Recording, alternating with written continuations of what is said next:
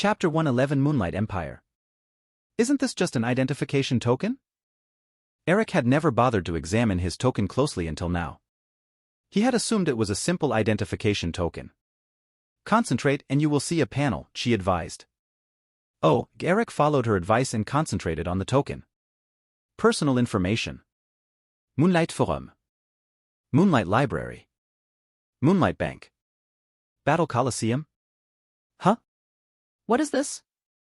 Curious, he tapped on the Moonlight Forum just as she had suggested. Moonlight Forum. 2 weeks countdown before the opening of the Academy. Cloth Workshop earned 1 million gold. A rank 5 mythic talent found. The titles provided information about what was happening in the Moonlight Empire. First, go to the basics of Moonlight Empire. It has just been updated for foreigners. Oh, thanks. Eric quickly browsed through the passage, gaining a basic understanding of the Empire. He learned that there were various wonderful functions in the token, much like those in the Arcane Continent. Moonlight Library even had various rare inheritances. Unfortunately, it is only Tier 0 to Tier 3 which is not suitable for him. As for the Battle Coliseum, the function is very straightforward. But I still don't have Moonlight credits. How do I pay? After roughly understanding the situation, he realized that silver credits were a type of digital currency. Don't bother, I'll just treat you with this one. Thank you. I'll definitely pay you back later. Hey, don't bother. Just recommend my business to your other foreign friends. After receiving his juice, he decided that he should convert some money at the Moonlight Bank. Let's see how this tastes, he muttered. This? Eric was shocked by the taste. It had a fruity texture with an explosive flavor. Just taking a sip could make you feel like you were flying. However, it doesn't seem to be a Tier 1 fruit? He questioned himself. The mana in the fruit was too little to be considered a Tier 1 fruit. This should be a fast-growing Tier 1 spirit fruit, so it has little mana. Just as he was enjoying the juice, he arrived at the physical store of the Moonlight Bank. Welcome.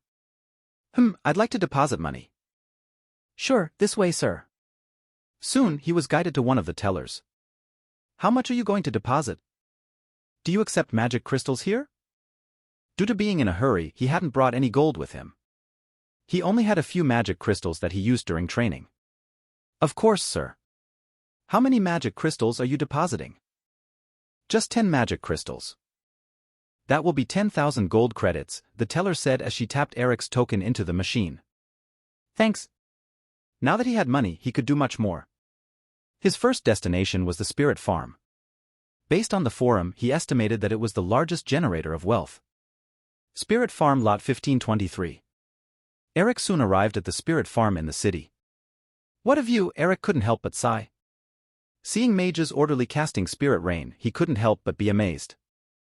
The mist formed through this process is slowly nourishing the plants as well as the soil. Who are you? You don't look like you belong here, a farmer who had just finished working asked. Indeed, I'm a foreigner who has just visited the Empire. Oh, I see. What do you think of this place? It's rich, very rich. Out of instinct as a merchant, Eric thought about how much money he could earn. Ha ha ha, you're right. It's really rich, the farmer couldn't help but laugh at Eric's straightforwardness. Don't just look at me as a farmer, I earn tens of gold every month, the farmer bragged. Can you tell me more about it? Ever since your majesty laid down the array formation, the land has become so fertile. Then there are the spirit seeds. They can grow in a month, which is like a miracle. Moreover, our knowledge of farming has increased. Now I can't be regarded just as a farmer but also as a mage, the old man boasted. Although he was only a Tier 0 apprentice mage and had only learned a few spells for farming, he was already very proud. It's really great, but how do you sell your harvest? Oh, His Majesty just buys all of our harvests, so we have nothing to worry about. We can just focus on farming. I understand now, Eric said, coming to an enlightenment. Husband, it's time to eat. What are you doing? A voice called out to them. Oh, it's my wife. See you later.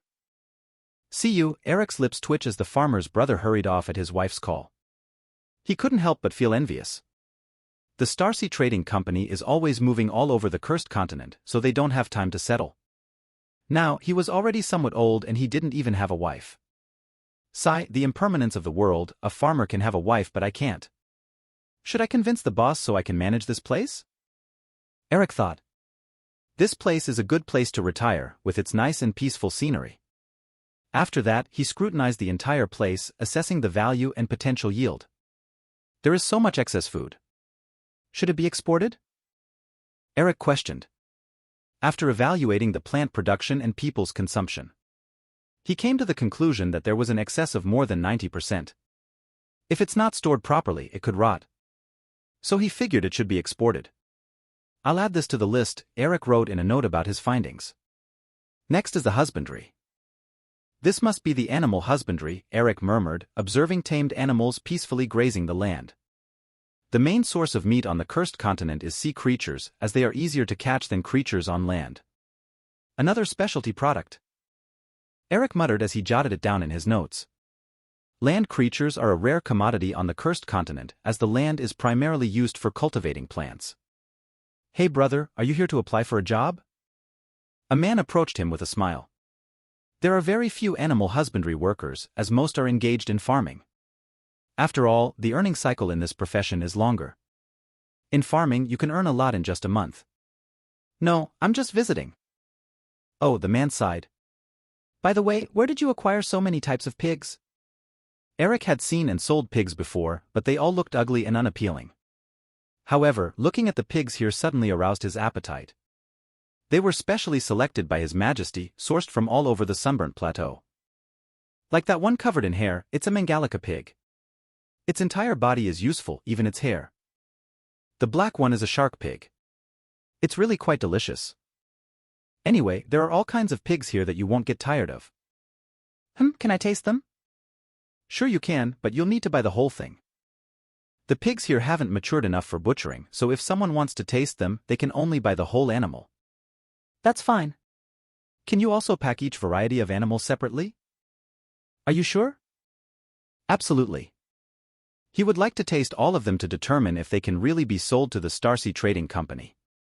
The next day, Eric came across a testing site for the Academy. Next.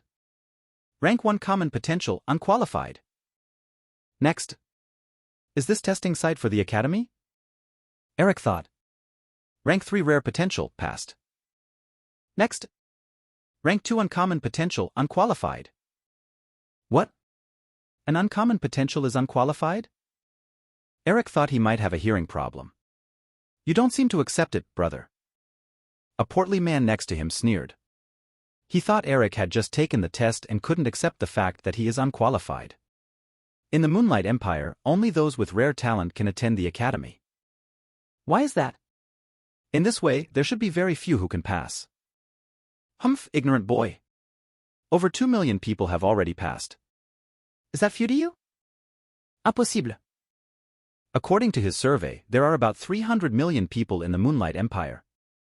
Based on estimates, there should only be around 100,000 with rare talent. Even that is already impressive. After all, the corrosive mana on the Cursed Continent doesn't just affect health, it also gradually erodes new generation potential. That's why, with each generation, the talent of people on the Cursed Continent diminishes. What's impossible? It's already a fact. What can you do? The portly man rolled his eyes. Next. Hey brother, I'm up next, the portly man patted Eric. There's definitely something amiss here, Eric thought. Even in those old empires that have implemented array formations to purify the corrosive mana, there's only a 1 in 1,000 chance of having rare potential. Yet here, the chance of having rare potential is more than 5 in 1,000. Never mind. Anyway, I'm here for business. Eric shifted his focus as he continued to explore the empire. Chapter 112 Cooperation. A week later, on the edge of the Sunburnt Plateau. How is the investigation of the Moonlight Empire? Asked Cedric, the leader of the Starsea Travelers. Throughout this week, I've visited various cities, different production sites, and explored all of the investable projects in the empire. Here are the specifics, Eric said as he presented the information. Cedric reviewed the notes that Eric had taken. Interesting, Cedric muttered. This Moonlight Empire is truly unique. Yes, leader. I was even amazed by them, Eric said, reminiscing about his time in the empire. The promoter of this era is really not your average person. Cedric wasn't amazed by the farms, security, the formation array, the academy, and so on. What truly amazed him was that all of these aspects existed within one budding empire. It's like a person wouldn't be amazed by just being handsome or rich. But if you possess amazing talent in various fields, and you're still handsome and rich, then there's nothing left to do but raise your flag and surrender. This seems like a promising place to invest, Cedric thought. This era of imperial domination was his chance to rise, his chance to reach Tier 7. If he could navigate it correctly, he might even amass resources until he reached Tier 8. Seeing the report from his subordinate Eric, it was clear that the Moonlight Empire had the potential to become the largest producer of food. And in times of war, the most profitable commodities are food and weapons. Go and summon the 2 Ethereum embassy envoys, Cedric instructed without hesitation. Yes, leader. Soon, Sith and Kelton entered. What's the matter? I'd like to meet the ruler of the Moonlight Empire. I wonder if you can arrange a meeting. Well, I'll send a message and see how he responds. Then I'll wait. In the city of Arcana, in the park. How is your training on the Celestial Ascent path? Maximus asked, looking at his wives while his children played a little further away. It was a rare day for his family, his wives weren't training and his children were on vacation. We have already reached the 1300 th plus step, one of his wives replied. Oh, that's quite far. It's because the style is all competitive.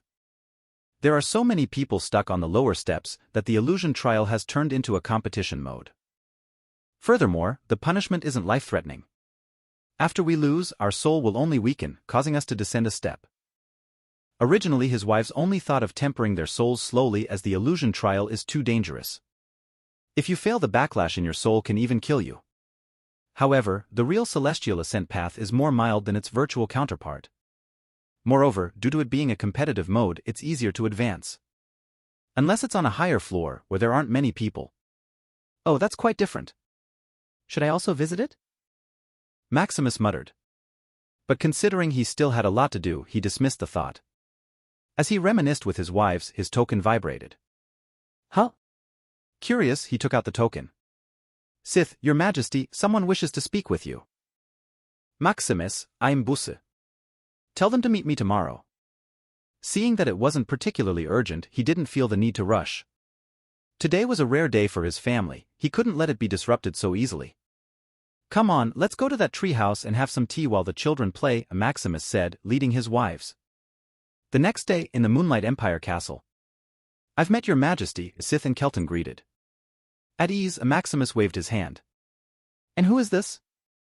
Maximus inquired as he noticed another person accompanying them. I'm Cedric Starcy, the leader of Starcy Traders. Cedric stepped forward and bowed. I heard that you have something to discuss? Indeed, Your Majesty. I've come to propose a partnership with our Starcy Traders. Interesting. What kind of partnership are you suggesting? It's a trading partnership. I've heard there are large amounts of spirit plants and land animals in your territory. Starcy Trading wishes to acquire all your production supplies, Cedric proposed. Don't you know that we are already trading with other sea merchants? Yes. Then why come here? You can just buy the next shipping of our export. This? Starcy Trading aims to monopolize all your export products. Of course, in return, we're willing to pay twice their price, Cedric presented his plan. He saw this as an opportunity to establish a monopoly in the business. Given the current abundance and accessibility of food, he anticipated potential scarcity after the war. Even if people had money, they might not be able to purchase food. Having a stable food supply would certainly earn him enormous wealth. It's impossible for you to monopolize our production supplies, Maximus shook his head. We can also trade various supplies at more favorable prices, Cedric added, trying to persuade Maximus. Still no, Maximus firmly stated. If you wish, you can propose conditions, Cedric offered, attempting to gauge Maximus's needs. No, I don't want to entrust the future of my empire to anyone but myself. Maximus didn't want to depend on these sea merchants. He planned on establishing his own sea fleet when he grew stronger. Allowing anyone to monopolize his export business wasn't a part of his plan. It's a shame. In that case, I can only engage in standard business with Your Majesty. Cedric sighed, understanding the difficulty of monopolizing a business. Unless one were a fool, entrusting everything to a single individual was unwise. That's acceptable, Maximus nodded in agreement. Then I shall take my leave, Cedric sighed. Now he can only compete with other sea merchants when buying food from Moonlight Empire in the future. By the way, I have a business proposal for you, Maximus suddenly interjected. Oh? What is it? It goes like this: the Moonlight Empire suffers from a shortage of population. Depending solely on natural reproduction would take ages to catch up to those old empires in terms of population. Thus, I would like to entrust your Starsea traders with the task of assisting in the transportation of people, Maximus explained. Transport people?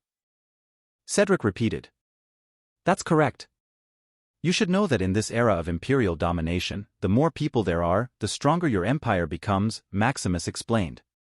According to Doran, the more people are gathered in one place, the more concentrated the mana will be. In the past, if he wanted to increase the mana concentration of the empire, he needed sufficient magic crystal mines as formation nodes. However, in this era of imperial domination, the population will become like a magnet drawing mana towards them. With enough population, it can even catch up to the mana concentration in the Arcane Continent. I'm not sure how much you're willing to pay for this service, Cedric inquired. If the payment was too low, he would immediately decline, as he couldn't engage in a money-losing venture. How about 1 gold per person? Maximus proposed. I'm afraid I can't agree to that. The transportation cost alone is at least 3 gold, and when you factor in various necessities, it comes to nearly 5 gold coins. Cedric shook his head. I see. I didn't know the cost to be so high. How about 10 gold coins per person? Furthermore, those with skills would cost 100 gold. For Tier 1 individuals, it's 1,000 gold. For Tier 2, 10,000 gold. And lastly, for Tier 3, 100,000 gold. Maximus proposed with a smile.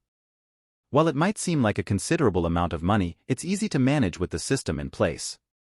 After a few months of operation and experimentation, he found that the monthly sentiment limit mortal individuals could generate was between 10 to 100 gold.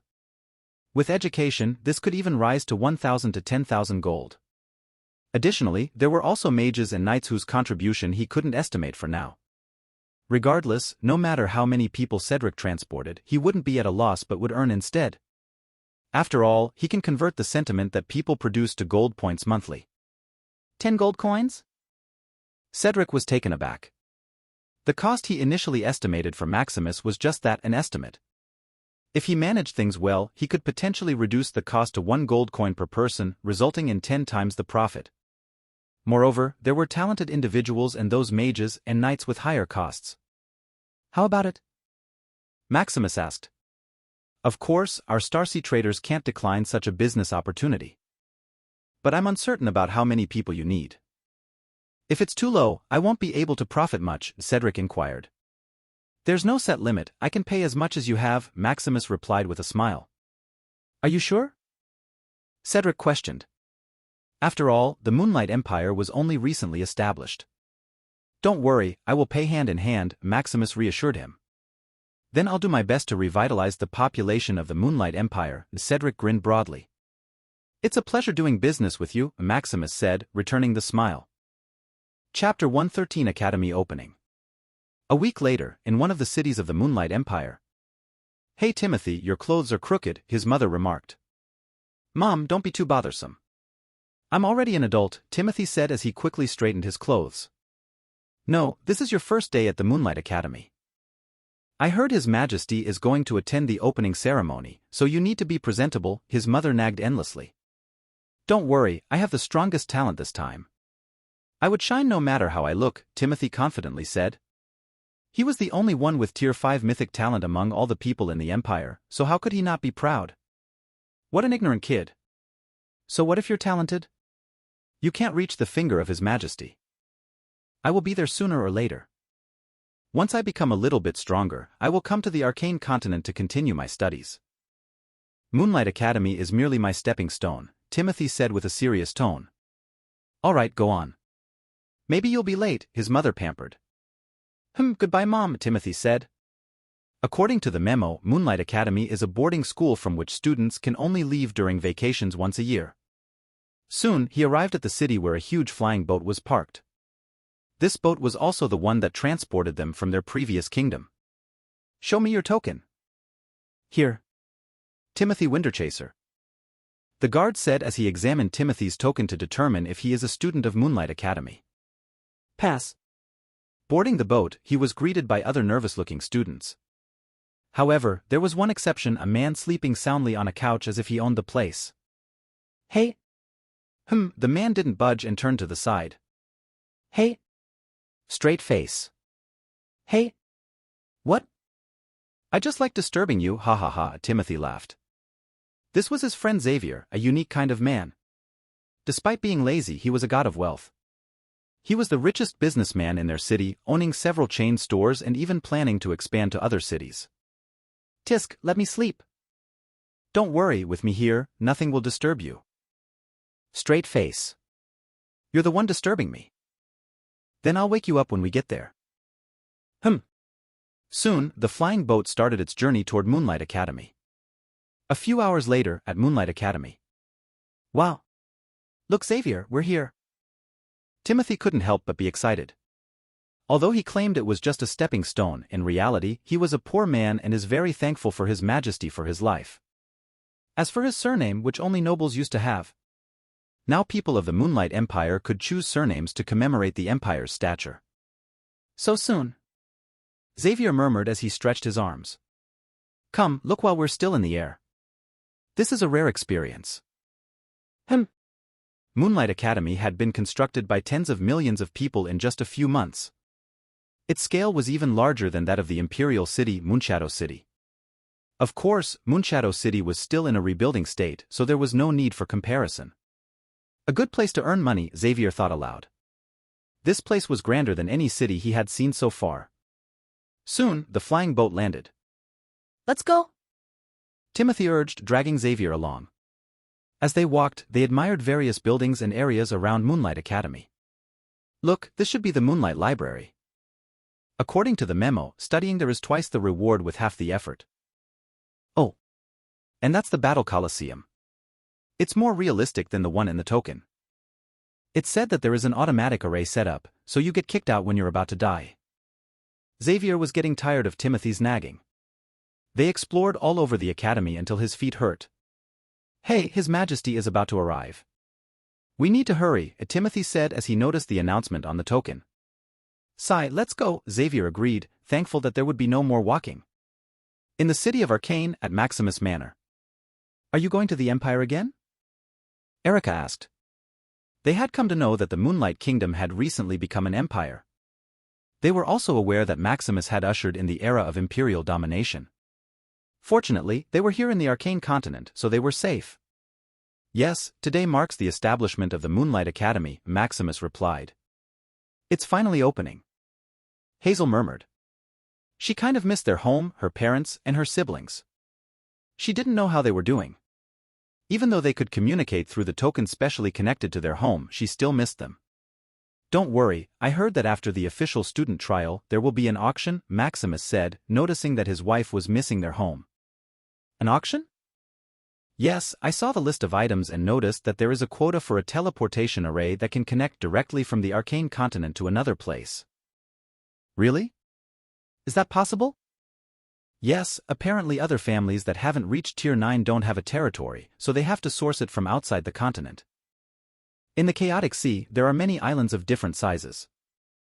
Although it's smaller than the continent, it's more than enough. This teleportation quota is for them to fight over. After all, without a teleportation array, they can't develop their land, Maximus explained. Lately, he had been inquiring about various things in the Origin domain. The teleportation array quota had caught his attention, leading him to learn about the auction that would follow the official student trial. This teleportation array was linked to the continental array in the Arcane continent, giving it the ability to navigate the Chaotic Sea. But how can we afford it? We don't have money, Isabella frowned. Just hearing that it was meant for Tier 8 families to compete, you could tell it wouldn't be cheap. Don't worry, I have some treasure I found in the Sunburnt Plateau, Maximus explained. After learning about the teleportation quota, he also realized it wouldn't come cheap. He had been racking his brain for a solution. He had contemplated upgrading his puppet, Edwards, to a Tier 6 alchemist to sell Tier 6 potions. However, there wasn't enough time to accumulate the necessary funds. So, he had no choice but to rely on his system. He delved into history, hoping to find a natural treasure from the Curse Continent. Then, he planned to buy it from the Myriad World Mall and sell it at the auction to earn money. Unfortunately, he hadn't had much luck until now and hadn't found anything valuable. Is that so? Isabella looked at him with puzzled eyes. Can we see it?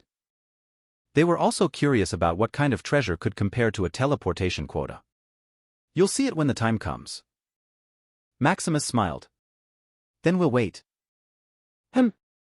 At the Moonlight Academy podium, Maximus walked slowly, greeting the two Ethereum Embassy envoys. I didn't expect both of you to come. Of course, Your Majesty. This is a significant event, one that only occurs in a few empires on the Curse Continent. Thank you for your presence, then. Indeed, only a handful of empires established academies, as it was a costly investment with uncertain outcomes. Many would rather allocate funds to their armies than to education. Moreover, if there were talented individuals within their territories, they could simply send them to the Arcane Continent. Let's begin. Soon, he stood at the podium, observing the more than 3 million people below. He couldn't help but sigh. I noticed that some of you seem quite nervous. Maximus lightened the atmosphere. Don't be. You were selected from a pool of over 350 million people across the empire. You are the most talented individuals. The ones with the brightest futures. You are the pillars of the Moonlight Empire. If you're nervous in the face of these little scenes, how can you stand up for the Moonlight Empire? We are not, Your Majesty. They shouted, showing their unwavering determination. Good. Don't let my painstaking efforts go to waste. Moonlight Academy has over 1,000 Tier 4 teachers and more than 10,000 Tier 3 teachers in total. The resources ranging from Tier 0 to Tier 3 are at your disposal. For knowledge and inheritance, the library is open to you. Now, all you need to do is give your best and never forget your initial intentions. Can you do it? Maximus inquired. Maintaining these conditions cost him hundreds of millions of magic crystals each year. Just hiring a Tier 4 teacher amounted to 100,000 magic crystals annually, while a Tier 3 teacher required 10,000 magic crystals per year. Their recruitment had been facilitated with the assistance of the Ethereum Embassy. These teachers hailed from the Arcane Continent, and such huge salaries were necessary to entice them to the Curse Continent. The Moonlight Empire was still relatively young, lacking even 10 Tier 4 individuals among its ranks. Thus, Maximus resorted to leveraging funds to secure qualified teachers. Your Majesty! The students below shouted, responding to Maximus. Good. Now, I will officially announce the establishment of the Moonlight Academy. Chapter 114 Tier 4 Elemental Mage. A month later, Sunburnt Plateau. How is this, Your Majesty? Is everything all right? Cedric asked with a smile. It's truly worthy of Starcy Trading, transporting about 10 million people in just a month. Maximus couldn't help but sigh at their efficiency. A month ago, when he proposed to Cedric to transport the population, he thought he could only transport about 1 million each time. Yet now, only a month had passed and there were already about 10 million here. That's equivalent to a whole kingdom. This is just the first transaction, so it's a little low. After a few more tests, maybe we'll be able to transport 100 million each time, as Cedric bragged. Oh, and how did you manage to gather all these people? As you know, it's the era of imperial domination. Kingdoms are likely to be cannon fodder, so after some negotiations, it's easy to fool them, Cedric said with a smile. Cedric didn't tell Maximus that he had earned a lot from this endeavor. Besides Maximus' payment, there were also payments from the people on board, especially the nobles who feared for their lives. They were willing to pay a substantial sum of money for a chance to live in a better and safer place. Indeed, sooner or later, the times will become chaotic. These little kingdoms will serve as warm-ups for the Empire's conquest. By the way, how much is the total for these people? Almost all of them are normal, with about 10% being knowledgeable. There are 100,000 at Tier 1, 1,000 at Tier 3, and less than 100 at Tier 3. That's about 300 million gold or 300,000 magic crystals, Cedric calculated. That's not too much. Maximus then spared part of his consciousness as he manipulated his token in Arcane Continent to pay Cedric through the bank. Did you receive it? I got it. I'm looking forward to our next transaction, Cedric said excitedly, having earned such a huge amount of magic crystals in just a month. Go, I want to see if you could bankrupt me, Maximus smiled. His current monthly income is 500 million magic crystals. So, merely 300,000 was too little for him. Ha ha ha, then I'll make sure to take all of your money, Cedric laughed. Imagining Maximus begging not to send any more people due to the fear of being unable to pay. Soon, all of the people were transported to the edge of the Moonlight Empire. Is this the place? A man asked. It should be. The Starseas traders promised to send us to an empire. But there is no difference here. Seeing that the place was still barren, with corrosive mana slowly eating away at his life, he couldn't help but complain. Look, there's a formation array there. We're just at the edge, so we didn't feel the change, a Tier 1 official mage said. Line up, a loud voice commanded. The crowd hurriedly lined up, but seeing such a long line, others couldn't help but complain. Couldn't we just enter? It's so uncomfortable here, Riley, a nobleman, asked. Look, there's an express lane there, but you need to pay a hefty sum, the guard advised him. Thanks, it's really uncomfortable here, Riley said as he took his family to the express lane. As for his entourage, they could just take the line honestly. Those who look rich also followed the suit.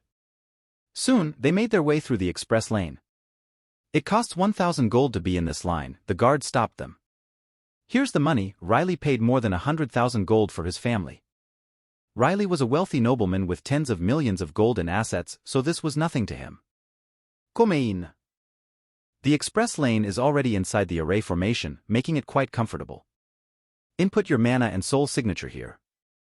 Soon, one by one, his family finishes registering. Stepping onto the other side of the formation feels like entering another world. If the outside was barren, filled with dirt and mud, then the inside is a paradise bursting with colors. Beautiful, his daughter said. Blue light grass lies on the ground like moonlight, slowly shining and nourishing the surroundings. Is this the place we will live from now on? Of course. The crew from Starseas Trader said that this is the Moonlight Empire. They accept all kinds of refugees and it's quite safe, with abundant food and clothing, Riley explained. They were also informed about the era of imperial domination, which scared all of them. Although Riley is a wealthy nobleman, his family's foundation is poor. There isn't even a Tier 3 powerhouse in his family. So, with no other choice, after the Starseas Trader informed them that they could transport them to an empire, Riley abandoned his territory to escape to a safer place. But how do we get to a city? Seeing that there are only plants and trees here, his daughter couldn't help but complain. Look, there is a flying boat coming here, Riley said, pointing at more than 1,000 flying boats approaching them. So many? It's the first time they've seen so many flying boats together. They resembled birds in the sky, forming a formation. Come, let's see if we can ride one to the city, Riley urged his family as the flying boats landed. Hello sir, these are the flying boats to the cities, a woman greeted them. I see, how much is the fare to the city? No, it's totally free. You just need to choose which city you want to land in. Oh, Riley was a little shocked that it was free. After all, the cost of transportation on Starseas Trader is 10,000 per person, which cost him a few million. How do we choose? Do you have a map here? Here, sir. It's the blueprint of the Moonlight Empire. The reason why it's a blueprint is because the construction is not yet completed. This Riley was stunned. Looking at different cities and their descriptions. There are business-oriented cities with towering buildings that surpass the sky. There are fairy-like cities using synthetic trees as houses. There is also a city that looks like a turtle with its dome-like shape. Here, I want to go here, Riley chose the Noble District. This city might not be the most architecturally stunning, but it had everything a noble and wealthy could desire. A large tract of land, huge buildings more luxurious than any castle he had seen. All kinds of services catered to them. Furthermore, the mana concentration and protection there were top-notch. Moreover, it's a gathering of nobles and the wealthy, so entertainment and luxury are unparalleled compared to other cities. Are you sure, sir? The housing rent here is very expensive, costing millions of gold per term, the woman advised. Rent? Riley wasn't daunted by the price. With his business acumen, earning money is as easy as eating and drinking for him. The reason he only had tens of millions of gold in assets is due to his low-key nature. In his previous kingdom, such a huge sum would surely be stolen in the blink of an eye. But with his ingenuity, others didn't even know that he was that rich. It's because all of the land is His Majesty's property. Furthermore, the structure and materials are not something a few million gold coins can buy. Indeed, Riley nodded in understanding. Do you still want to go there? Yes, moreover, can't you still go to another city, right? Yes. Then I'll go to the Noble District. Sure, you can take Flying Boat No. 12. His family got on Flying Boat No. 12 and waited a few hours before it left. Noble District, Avon City. Are we here? We're here, look. They looked outside the window and saw architecture that they had only dreamed of. Can we really live here? Don't worry, with Father here, everything will be all right, Riley patted his chest. After some processing, they finally got their place. Riley and his family enjoyed a warm meal, celebrating their new beginning. All the other people who were transported to the Moonlight Empire also got their warm homes and meals, looking forward to the future. A month later, a few days before the official student trial.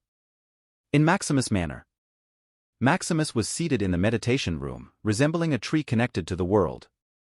Surrounding him was an elemental pool that he had acquired from the system. Suddenly, like an egg cracking, the energy in the surroundings agitated, refining the mana pathways in his soul. Huh. Finally, Tier 4 Elemental Mage, Maximus couldn't help but clench his fist. He had initially thought that it would take a year to advance to Tier 4. Little did he know that the power of the Gaia's primal genesis was greater than he had anticipated. It took him less than 3 months instead of a year to advance to Tier 4. If Tier 0 is about introducing mana to your soul, Tier 1 is about condensing mana in your soul. Tier 2 is about refining your soul with mana. Tier 3 is about refining the mana pathways in your soul. Then Tier 4 is about modifying your mana pathways to align with an element. While lower-tier mages use incantations to transform mana into the desired element. A Tier 4 mage, whose mana pathways are aligned with the element, can easily do so just by releasing mana. Now that his strength is at least 10 times what it was before, he feels much more confident about the upcoming official student trial.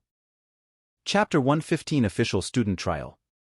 In the city of Arcana, within Maximus's manor. 0D, 0H, 1M, 23S. One more minute, Maximus said as he sat, his gaze fixed on the countdown displayed on his token. Good luck on your trial, husband, his wife encouraged. Go, Dad, we'll cheer for you. His wife and children had set aside this day specifically to support and cheer for him. Thank you, with your support, I'm sure to succeed, Maximus replied with a smile. We'll be waiting for your victory, Father. Watch me, Maximus said confidently. In the virtual world, at the official student trial, Maximus opened his eyes and beheld thousands of doors of immeasurable size.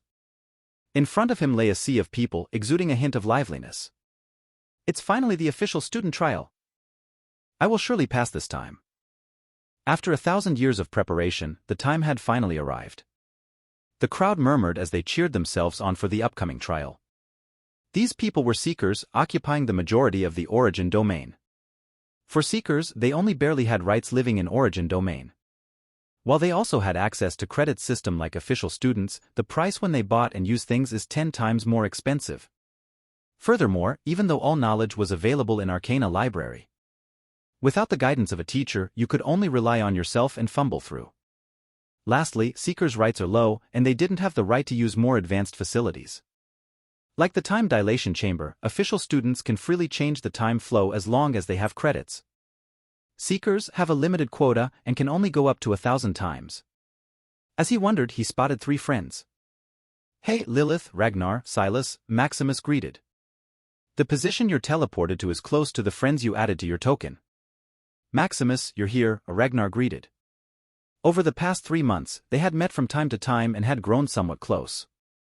Maximus and Lilith had grown even closer, but he dared not to cross the line. After all, the sword of Damocles hung over him called Big Sister Demon. Have you joined any guild? Maximus asked. No, guilds usually determine your worth after the official student trial. If you join them now, you'll only get a lowly position, Ragnar explained. Oh, have you thought about what guild to join? My father established a guild early on. I plan to join there, Ragnar said. I'll join any guild as long as it's not too troublesome, that it'll interfere with my training, Silas explained. He was the most introverted among them. Over these 3 months, Maximus had only met him once. That was when Ragnar dragged him out of the time dilation chamber. What about you, Lilith? I'll join whatever you join, Lilith said. She had no idea what to join, to be honest, so she just go with the flow. Hey, if you have time, consider joining mine, Maximus suggested. You're creating a guild? But I heard you need to be at least tier 5 to create one? Ragnar asked. Of course not now, anyway, I'll be tier 5 sooner or later, Maximus said. Indeed, it's fine to establish a guild later. I heard that my father also established his guild when he was tier 5, Ragnar said. How about it, do you want to join? We'll see how you manage your guild. I will join later to observe, Ragnar said. If Maximus's guild showed a promising future, he would surely join. Ragnar intended not to rely on his father's foundation if possible. I'll join if it's not too bothersome, Silas said. I'll join your guild, Maximus, Lilith said. Thanks, I will inform you after I set up the guild. Anyway, what kind of guild do you want to create? It's a sea hunting guild, roaming the chaotic sea to search for treasure, Maximus said. This is also his solution for dealing with the system items. If he wanted to acquire treasures from his system without arousing suspicion, a sea hunting guild would be a suitable cover. Unlike the Arcane Continent, where every location is marked, the Chaotic Sea is uncharted territory with many unknown treasures. The Chaotic Sea is full of riches as the chaotic energy can give birth to a multitude of different treasures and resources. Even tier 9 treasures can be found from time to time. It's quite dangerous. I've heard that sea hunting guilds hardly last for a long time. Even the EGCC, who roamed the Chaotic Sea, needed to have an apex sovereign to establish fixed paths, Ragnar explained. What, are you scared? Maximus mocked. Of course not, I'm just concerned for your safety, Ragnar refuted. What a joke, Ragnar's body was filled with tier 9 treasures, even in the face of an apex sovereign, he could endure for a long time. On the other hand, Silas had already decided not to join Maximus's guild in the future. Such a perilous venture was not something he could undertake. Regardless, with his unique physique, sooner or later, he would ascend to the apex. While they were exchanging words among themselves, the dean of the institute, Fialon, entered. As he entered, the bright sky suddenly became gloomy. Good day, Seekers. Today marks the beginning of the official student trial, which will last for 100 days. You can choose one of these doors to determine your path. You might wonder why you should study these miscellaneous subjects. Why not just focus on your training? The students below fell silent. They had heard this question countless times. Some believe that this is to enhance your mana amplitude. Some think that it's the path to wealth. Some view it as a way of fighting. All of these are correct. You cannot advance solely without these elements. Without enough mana amplitude, you can't progress to the next tier. Without wealth, you won't have enough resources to practice. Without this fighting approach, you'll be at a disadvantage. Unless you possess heaven-defying talent, if you wish to avoid mediocrity, you must choose one of these paths. Now, the official student trial for this term officially begins. The dark sky suddenly brightened as Fialon left the stage. What door do you choose? Ragnar asked. I choose the path of alchemy, Lilith said. Mechanic, Silas said. I'm also going for the mechanic, Maximus added. Oh, I chose battle mage, Ragnar said. Why didn't you choose a proper profession? Lilith was puzzled. The path of a battle mage was likely the most violent among mages. However, as the dean had mentioned, without enough mana aptitude, one couldn't advance to tier 9. You see, the dean said that without heaven-defying talent, you can't advance to tier 9. But don't forget that my talent is ranked at 9, Ragnar proudly stated. As for wealth, I already have more than enough. And needless to say, the path of a battle mage is the most violent. Oh, right, Lilith nodded in understanding. Then we'll see each other after the trial. Maximus and Silas walked towards the doors marked a mechanic. Huh? Why are there so many? Maximus asked, seeing hundreds of doors marked for mechanics. It's because, like alchemy, mechanics are divided into different types. Like robotic mechanics. Like automobile mechanic. There's also weapon mechanics. As long as a path reaches tier 8, it can have its own door. The number of alchemy doors is more than 3 times that of the mechanic doors. Silas explained, noticing Maximus's confusion. Oh, but I don't want to confine myself to just one path of mechanics. I want to explore all of them, Maximus said. Indeed, I also don't want to limit myself to specific paths. I want a broader world, Asilas sighed. Look, that door looks quite distinct from the rest, Maximus said, pointing to a golden door with a subtly marked mechanic. This should be it. Silas exclaimed as he walked toward it. Hum. The two pushed the golden door and they were drawn inside. In a wasteland world devoid of mana. Where am I? Maximus's mind was still foggy as he tried to take in his surroundings. This world was somehow different from the illusion trial. Though he couldn't pinpoint the differences yet. Perhaps it felt more real. What Maximus didn't know was that outside, his physical body was enclosed by a void of gold metal while surrounding mana gathered around him. What happened to father? Lily, sharp-eyed, noticed her father's predicament. What's going on? His wives also hurried over. Seeing Maximus encapsulated, they were at a loss. As they attempted to break the barrier, a virtual panel appeared. Official student trial, Maximus Shadowcrest. Special mechanic trial, death mode. Death mode? What's that? One of his wives tried to access death mode to understand it further. The trialist has chosen the Golden Gate of Death. Success grants special student status. Failure results in death. What?